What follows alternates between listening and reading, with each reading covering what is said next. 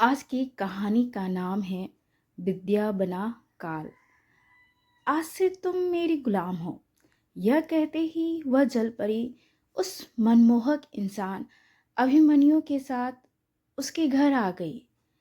अभिमन्यु के पास एक शक्ति थी जिसके बदौलत वह ब्रह्मांड के किसी भी जीव से बात कर सकता था। एक दिन उसने जलपरी के बारे में सुना कि सदियों पहले जलपरी हुआ करती थी। 7 समुद्र खोजने पर भी उसे वह जलपरी नहीं मिली। एक दिन वह बस यूं ही अपने दोस्त के कहने पे उसके घर गया और शाम को पड़ोस की नदी में नहाने चला गया।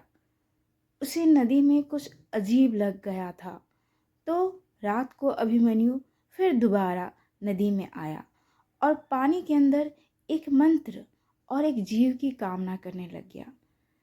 तुरंत ही अप्सरा जैसी सुंदर एक जलपरी आई।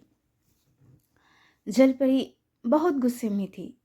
जैसे ही उस पर हमला करती, अभिमन्यु एक इत्र अपने पर लगा लेता है और उसकी मोहक से जलपरी अभिमन्यु के साथ उसके घर आ गई। अभिमन्यु के पास दुनिया के सारे अनोखे जीव थे।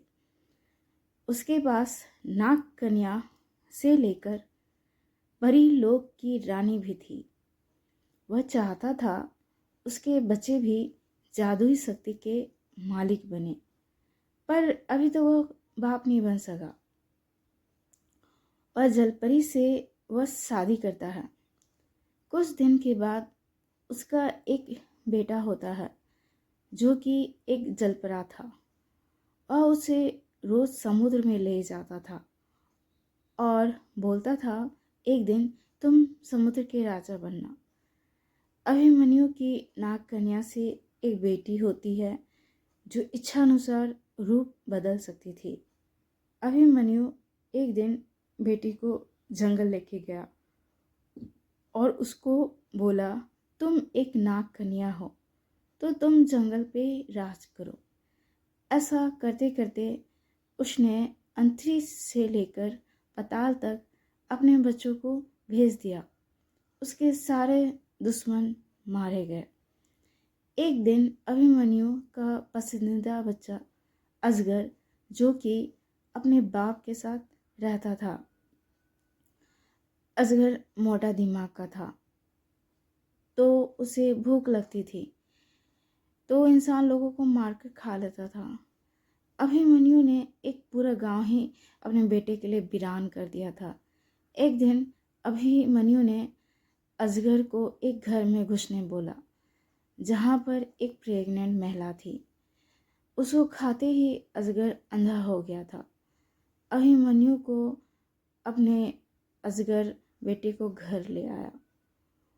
उसके लिए अभिमन्यु को रोज एक इंसान को लाना पड़ता था ताकि अजगर की भूख मिटाया जा सके। अभिमन्यु एक दिन एक बच्चे को लाया अजगर को खिलाने के लिए। अभिमन्यु जैसे ही उस बच्चे को अजगर के कमरे में ले गया, बच्चा अभिमन्यु को उसके कमरे में धक्का देकर बाहर से ताला लगा दिया। अजगर ने धोखे से अपने बाप को मार दिया था। अभिमन्यु के मरने के बाद उसकी सारी पत्नियां आज़ाद हो गई थी और वो अपने सारे बच्चों लोग को अपने लेकर अपने लोक को चली गई।